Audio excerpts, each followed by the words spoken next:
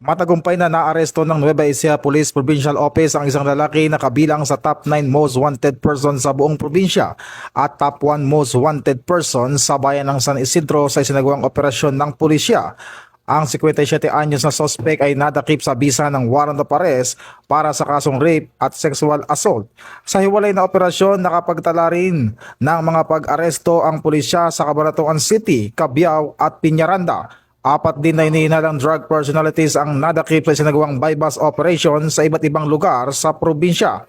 Samantala, isang suspect ang naaresto matapos maaktuhan sa pagnanakaw ng kable ng kuryente habang 3 pang lalaki ang nahuli kaugnay ng isang insidente ng pananaksak. Ayon kay Police Colonel Richie R. Clarbal, Provincial Director ng Nueva Ecija Police Provincial Office, magpapatuloy ang pinaigting na operasyon laban sa kriminalidad upang matiyak ang hustisya at kaligtasan ng publiko sa buong probinsya. Ito ang bagong PNP para sa bagong Pilipinas, serbisyong mabilis, tapat at nararamdaman.